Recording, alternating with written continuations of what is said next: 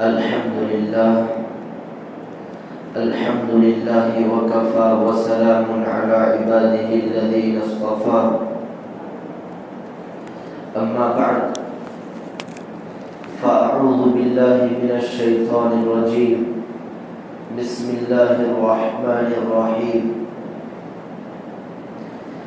يا أيها الذين آمنوا قوا أنفسكم وأهليكم نارا وقودها الناس والحجارة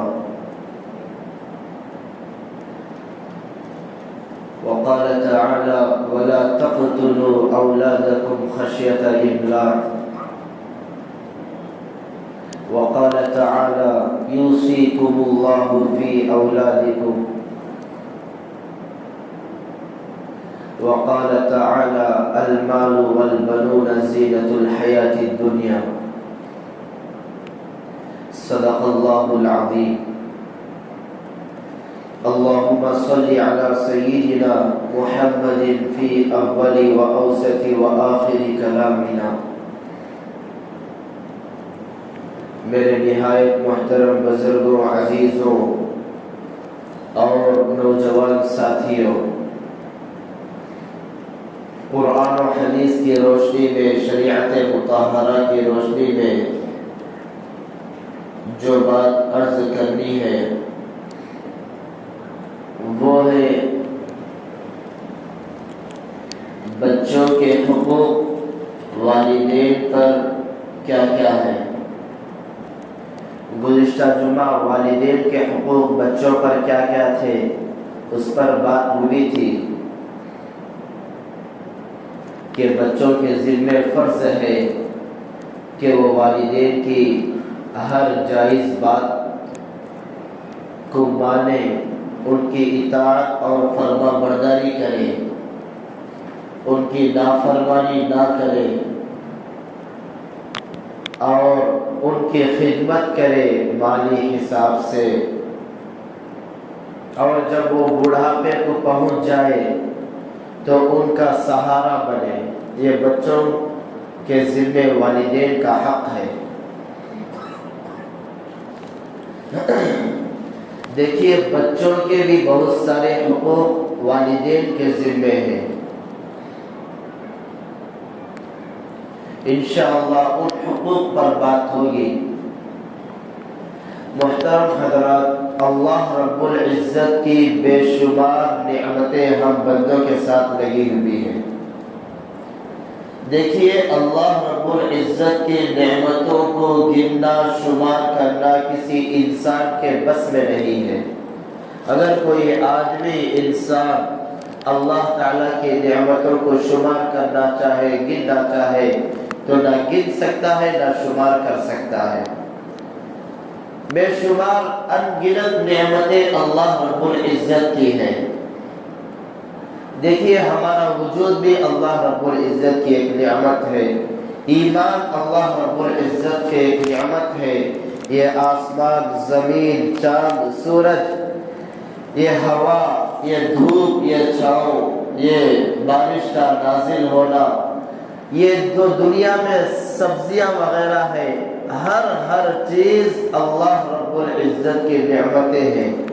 یہ ہمارے اعضاء، یہ ہاتھ، پیر، آنکھوں کا صحیح سالم ہونا اور کانوں کا صحیح استعمال ہونا، یہ ناک وغیرہ کا، زبان کا، ہر چیز کا ذائقہ بتانا، یہ سب کے سب اللہ رب العزت کی نعمتوں میں داخل ہوتے ہیں۔ اسی لیے تو اللہ رب العزت فرما رہے ہیں وَإِن تَعُدُّوا نِعْمَةَ اللَّهِ لَا تُحْصُوهَا، کہ اگر اللہ رب العزت کی نعمتوں کو گننا چاہو گے، شمار کرنا چاہو تو نہ گن سکو گے نہ شمار کر سکو گے۔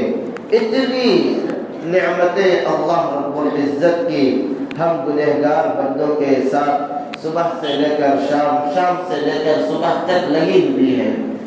یہ سانس بھی اللہ رب العزت کی انمول نعمت ہے۔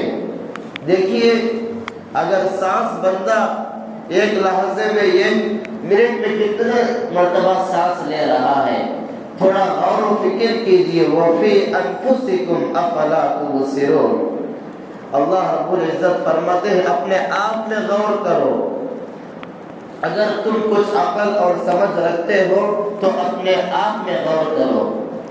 چھوٹی نعمت سانس کی اگر لے لیجئے، اگر سانس باہر ہم چھوڑے اندر نہ لے سکے تب بھی موت، اندر لے لیے باہر نہ چھوڑے تب بھی موت۔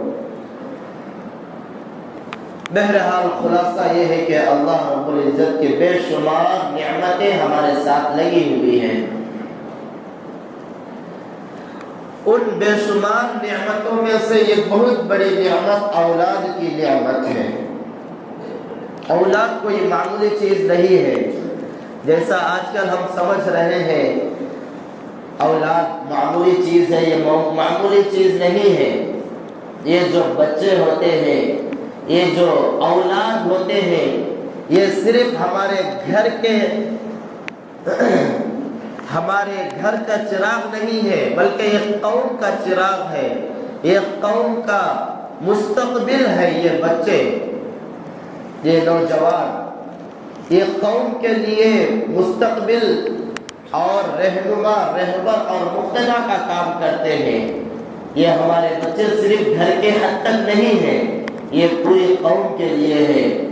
پوری قوم کو رہنما بننا چاہیے، مقتدی بننا چاہیے۔ ہم اپنے بچوں کو ایسے تیار کرنا چاہیے کہ وہ قوم کا پیشوا بنے، قوم کا رہبر، قوم کا مقتدی بنے، اس طرح تیار کرنا چاہیے۔ دیکھیے اللہ رب العزت کی بہت بڑی نعمت اولاد کی نعمت ہے۔ اللہ کے نبی صلی اللہ علیہ وسلم نے بھی اولاد کے تعلق سے بہت زیادہ ترغیب دی ہے۔ ایک صحابی نبی پاک صلی اللہ علیہ وسلم کے دربار میں حاضر ہو کر عرض کرتے ہیں کہ اے اللہ کے نبی، ایک عورت ہے، اچھی خوبصورت ہے، حسب و نسب بھی اعلیٰ ہے، ہر اعتبار سے ٹھیک ہے، لیکن اولاد پیدا نہیں کر سکتی، اولاد جن نہیں سکتی، یعنی بانجھ ہے۔ تو اللہ کے نبی صلی اللہ علیہ وسلم نے فرمایا تزوجوا الودود الولود فإني مكاثر بكم الأمم، کہ اس سے شادی مت کرو، زیادہ بچے جننے والی اور زیادہ محبت کرنے والی عورت سے شادی کرو، اس لیے کہ کل قیامت کے دن میں اپنی امت پر فخر کروں گا کہ جس کے بچے زیادہ ہوں گے تو وہ میری امت میں افراد کے زیادہ ہونے کا سبب بنے گا، تو کل قیامت کے دن میں اس پر دوسری امتوں پر فخر کروں گا کہ میری امت زیادہ ہے۔ اس میں اولاد کی ترغیب معلوم ہوتی ہے۔ دیکھیے اولاد کا دینا یہ اللہ رب العزت کا کام ہے۔ میں گزشتہ جمعہ بتایا تھا یہ کسی ولی کا کام، کسی نبی کا کام نہیں ہے اولاد کا دینا، یہ صرف اور صرف اللہ رب العزت کا کام ہے۔ جن کی شادیاں ہو چکی ہے اور بچے نہیں ہو رہے ہیں، ان سے جا کر معلوم کیجئے کہ وہ کتنے پریشان ہیں، اولاد نہ ہونے پر کتنے پریشان ہیں، مرتا کیا نہ کرتا، سب کچھ کرنے کے لیے تیار ہو رہے ہیں، سب کچھ تیار، وہ بولے ہو رہے ہیں، مجنون اور پاگل ہو رہے ہیں، شادی ہو چکی ہے لیکن بچے نہیں ہو رہے ہیں، سب کچھ کرنے کے لیے تیار ہیں، منتیں مانگ رہے ہیں، ہر جائز اور ناجائز کام کرنے کے لیے تیار ہیں۔ جن کی اولادیں نہیں ہو رہی ہیں لیکن جن کی اولادیں ہوئی ہیں وہ ان کی قدر اور اس نعمت کا احساس ان کو نہیں ہے کہ یہ کتنی نازک اور حساس نعمت ہے، اس نعمت کی قدردانی کس طریقے سے کرنا چاہیے بالکل بھی نہیں ہے۔ جن کے اولاد نہیں ہے ان کے گریبانوں میں جا کر جھانک کر دیکھیے کہ وہ کس طرح پریشان ہے، کس طرح پریشان ہے، لاکھوں روپیہ خرچ کر رہے ہیں۔ اگر کوئی بندہ ایسا ہے کہ اس کی اولاد نہیں ہے، باباؤں کے دروازوں پر اگر چلا گیا تو میرے بھائیوں پھر پوچھنا ہی مت، الامان والحفیظ، یہ بابا چور ہے، ڈاکو ہے، اچکے ہیں، حرام خور ہے، یہ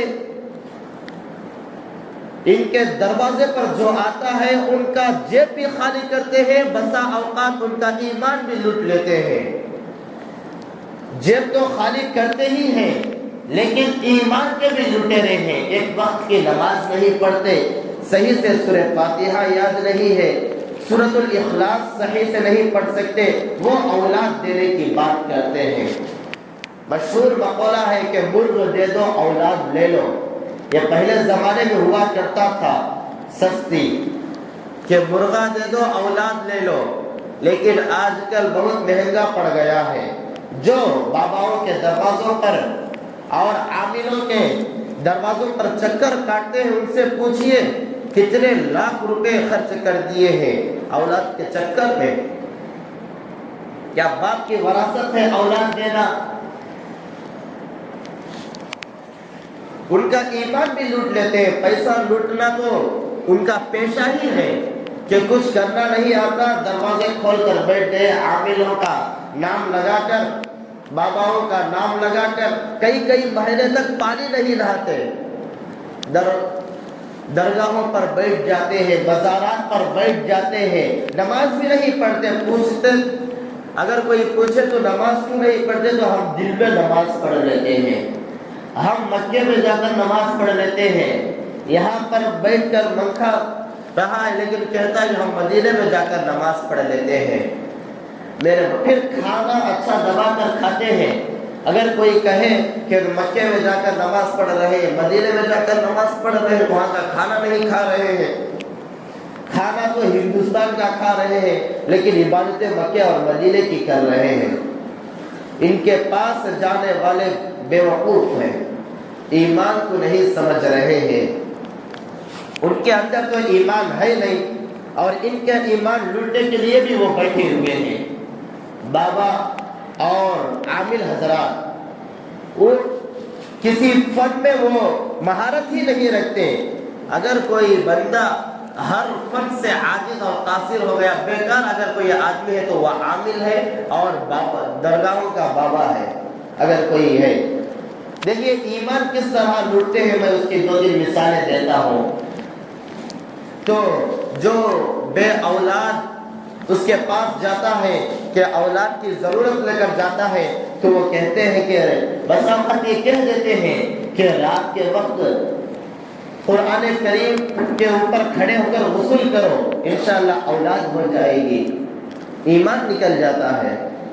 بس اوقات کہہ دیتے ہیں کہ فلاں بچے کا قتل کرو اور اس بچے کی لاش کو فلاں جنگل میں لے جا کر دفن کر دو، اولاد ہو جائے گی۔ بس اوقات کہتے ہیں کہ کالی مرغی لے کر آؤ، اس کا خون لے کر آؤ، ہم تعویذ بنا کر دیں گے اور گلے میں لٹکا کر پھرو، اولاد ہو جائے۔ حرام ہے، یہ بالکل حرام ہے۔ قرآن کریم نہ پڑھنے کی وجہ سے یہ سب کچھ جہالت ہے، قرآن کریم نہ سمجھنے کی وجہ سے، علماء سے تعلق نہ رکھنے کی وجہ سے یہ سب جہالت پیدا ہو رہی ہے۔ صاف طور پر اللہ رب العزت فرما رہے ہیں یَهَبُ لِمَن يَشَاءُ إِنَاثًا وَيَهَبُ لِمَن يَشَاءُ الذُّكُورَ أَوْ يُزَوِّجُهُمْ ذُكْرَانًا وَإِنَاثًا وَيَجْعَلُ مَن يَشَاءُ عَقِيمًا۔ اللہ رب العزت جسے چاہتے ہیں عورتیں دیتے ہیں، بچیاں دیتے ہیں، اور جسے چاہتے ہیں بچے دیتے ہیں۔ جسے چاہتے ہیں بچیوں کی نعمت سے نوازتے ہیں، جسے چاہتے ہیں بچوں کی نعمت سے نوازتے ہیں۔ وَيَجْعَلُ مَن يَشَاءُ عَقِيمًا، اور جسے چاہتے ہیں باز بنا دیتے ہیں۔ اللہ تعالیٰ ہر چیز پر قادر ہے۔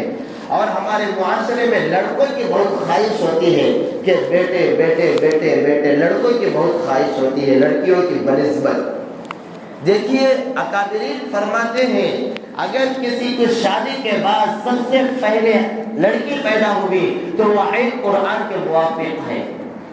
قرآن کریم میں اللہ رب العزت جو ذکر کیا ہے، سب سے پہلے مرد بچے کا ذکر نہیں کیا، بچی کا ذکر کیا ہے۔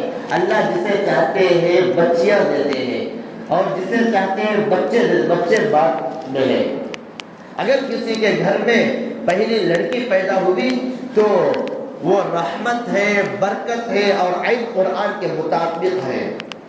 دیکھیے اللہ رب العزت خوب جانتے ہیں، اللہ رب العزت حکیم ہے، اور قاعدہ ہے فعل الحکیم لا یخلو عن الحکمہ، حکیم کا فعل کسی حکمت سے خالی نہیں ہوتا۔ لڑکے دے رہے ہیں تو یہ اللہ رب العزت کا شکر ہے، لڑکیاں دے رہے ہیں تو یہ بھی اللہ رب العزت کا شکر ہے، اور اگر کسی کو باز بنا رہے ہیں تو صبر کرنا چاہیے، شکوے شکایتیں نہیں کرنا چاہیے، شکوے شکایتیں نہیں کرنا چاہیے۔ اور یہ اولاد کی تمنا انبیاء علیہ السلام کی سنت ہے، ربنا هب لنا من ازواجنا وذرياتنا قرة اعین وجعلنا للمتقین اماما۔ انبیاء علیہ السلام دعا کرتے تھے کہ اے اللہ ہمارے گھر کی عورتوں کو، ہمارے گھر کے بچوں کو اپنی آنکھوں کا ٹھنڈک بنا، ہمارے لیے آنکھوں کی ٹھنڈک بنا، وجعلنا للمتقین اماما۔ محترم حضرات، بہرحال اولاد کی جو نعمت ہے وہ انمول نعمت ہے، لیکن آج کل اور قرآن کریم میں اللہ رب العزت بھی فرما رہے ہیں یا ایھا الذین آمنوا قوا انفسکم واہلکم نارا، اے ایمان والو اپنے آپ کو اور اپنے گھر والوں کو، اہل و عیال کو جہنم کی آگ سے بچاؤ، اس جہنم کی آگ سے بچاؤ جس کا ایندھن انسان ہوں گے، وقودھا الناس والحجارہ، انسان ہوں گے، اس جہنم کا ایندھن انسان ہوں گے۔ اپنے آپ کو بھی بچاؤ، اپنے گھر والوں کو بھی بچاؤ۔ مرد کی ذمہ داری ہے کہ وہ اپنے بچوں کی صحیح تربیت کرے، عورت کی ذمہ داری ہے کہ وہ جو اس کا شوہر ہے، اس کا جو گھر ہے، اس کی دیکھ بھال کرے، اس کی وہ ذمہ دار ہے۔ کل قیامت کے دن ہر ذمہ دار کو کھڑا کر دیا جائے گا اور سوال کیا جائے گا، الا کلکم راع وکلکم مسئول عن رعیتہ، کہ تم سب کے سب نگہبان ہو۔ سن لیجیے کان کھول کر، الا کلکم راع وکلکم مسئول عن رعیتہ، ہر ذمہ دار کو اس کے ماتحتوں کے تعلق سے سوال کیا جائے گا۔ دیکھیے یہ بچے کا بننا، بچے کا بگڑنا، بچوں کا سدھرنا، بچوں کا خراب ہونا، یہ ماں باپ کے اوپر ہے، ماں باپ کے اوپر ہے۔ دیکھیے میں بہت مختصر کرتے ہوئے کہہ رہا ہوں، اولاد کے بگڑنے میں، اولاد کے سدھرنے میں 3 کردار ہیں۔ اگر یہ 3 صحیح ہیں تو بچہ صحیح نکلے گا، اور اگر یہ 3 صحیح نہیں ہیں تو بچہ قوم کے لیے وبال بن جائے گا، عذاب بن جائے گا، درد سر بن جائے گا قوم کے لیے۔ اگر 3 چیزیں اگر کوئی اس کا اہتمام کیا تو بچے قوم کے لیے رحمت بنیں گے، قوم کے لیے پیشوا اور مقتدی بنیں گے، 4 لوگوں کو راہ راست کے اوپر لانے والے بنیں گے۔ پہلا کام والدین کا صحیح ہونا، والدین کا صحیح ہونا بہت ضروری ہے۔ والدین اگر صحیح نہیں ہے پھر لاکھ کوششیں کرو، 1000 منتیں مانگو، 1000 سر پیٹو، لیکن اولاد کبھی بھی صحیح نہیں ہوگی۔ والدین کا باکردار ہونا ضروری ہے، والدین کا نیک اور صالح بننا ضروری ہے۔ پہلے زمانے میں یہ کہہ رہے تھے کہ ماں کی گود بچے کا پہلا مکتب ہے، ماں کی گود بچے کا پہلا مدرسہ ہے، یہ پہلے زمانے میں کہتے تھے، لیکن آج کل یہ کہتے ہوئے شرم آ رہی ہے کہ ماں کی گود بچے کا پہلا مدرسہ یا مکتب ہے۔ سب سے پہلے بچہ وہیں سے خراب ہونا شروع ہو رہا ہے، وہیں سے خراب ہونا شروع ہو رہا ہے۔ بچہ پیدا ہونے کے بعد جو پیٹ میں پہلی غذا پہنچتی ہے وہ کیا ہے؟ دودھ ہے، ماں کا خون ہے، ماں باپ کا خون ہے، دودھ پہلی غذا پہنچتی ہے۔ بچے کے پیٹ میں جب غذا پہنچتے وقت اگر ذکر و اذکار نہیں کریں گے، باوضو ہو کر بچے کے پلنے کا ذریعہ دودھ ہے، اگر اس کو نہیں پلائیں گے تو بچہ کہاں سے متقی بنے گا، اللہ والا بنے گا۔ آج کل ہم اپنے گھروں کا جائزہ لے لیجئے، اپنے گھروں میں دیکھ لیجئے کہ ماں دودھ پلا رہی ہے تو فلم دیکھتے ہوئے دودھ پلا رہی ہے، ماں دودھ پلا رہی ہے تو سیریل دیکھتے ہوئے دودھ پلا رہی ہے، دوسروں کی مجلسوں میں غیبت کرتی ہوئی دودھ پلا رہی ہے، تو وہ بچہ قوم کا رہبر اور رہنما اور نیک اور دیندار کہاں سے بنے گا، کہاں سے بنے گا؟ دیکھیے دوسرا، اساتذہ کا نیک ہونا، اساتذہ کا صالح ہونا، اساتذہ کا دخل بہت ضروری ہے بچوں کے نیک بننے میں، بچوں کا باکردار بننے میں۔ لیکن آج کل میں کھلے لفظوں میں کہتا ہوں، اساتذہ اپنی محنتیں کر رہے ہیں، اساتذہ اپنے محنتیں اپنی جگہ کر رہے ہیں بچوں کو نیک بنانے میں، بچوں کو آگے بڑھانے میں، بچوں کو متقی بنانے میں، بچوں کو والدین کا مطیع اور فرما بردار بنانے میں اساتذہ رات دن یہ کر رہے ہیں، لیکن بچے نہیں بن رہے ہیں۔ یہ بچے کیوں نہیں بن رہے؟ ادھر ماں باپ کی طرف سے ڈھیل ہے۔ مکتب میں باقاعدہ تاکید کرتے ہیں کہ نمازوں کا اہتمام کرو، لیکن آتے ہی نہیں بچے نمازوں کو۔ یہ ماں باپ کی طرف سے ڈھیل ہے۔ اگر ٹیوشن نہیں گیا تو باپ سختی کرے گا اور باقاعدہ پوچھ تاچھ ہوگی کہ ماہانہ اتنا فیس بھر رہے ہیں اور سالانہ اتنا ہو رہا ہے اور خون پسینہ یہ کر کے ہم پیسہ کما رہے ہیں اور تو ادھر آوارہ گردی کر رہا ہے۔ بہت سخت سے سخت سوال ہوگا، اور وہی بچہ مکتب کو نہیں گیا تو ایک بال بھی بھیگا نہیں ہوگا۔ یہ لاپرواہی ہے۔ دیکھیے دوسرا اساتذہ کی محنت ہے بچوں کے بننے میں۔ تیسرا قوم کا معاشرے کا بہت بڑا دخل ہے۔ اگر ہمارا معاشرہ صحیح نہیں ہے تو میرے بھائی ہمارے بچے کبھی بھی نیک اور صالح نہیں بنیں گے۔ معاشرہ صحیح ہے تو بچے نیک اور صالح بنیں۔ اور معاشرہ اور قوم کیا ہے؟ ہر فرد ملت کے مقدر کا ستارہ ہے۔ ہر فرد اپنی اپنی حفاظت کرنا چاہیے، اپنے اپنے سدھار میں اگر لائیں گے تو معاشرہ سدھر جائے گا، قوم سدھر جائے گی۔ امیر المؤمنین خلیفہ دوم حضرت عمر فاروق رضی اللہ عنہ کے دربار میں ایک آدمی اپنے بچوں کی شکایت لے کر آتا ہے، بیٹے کی شکایت لے کر آتا ہے، یہ میرا نافرمان ہے، میری بات نہیں مان رہا ہے اور ہری کو تری کر رہا ہے، خلاصہ کلام میرا نافرمان ہے۔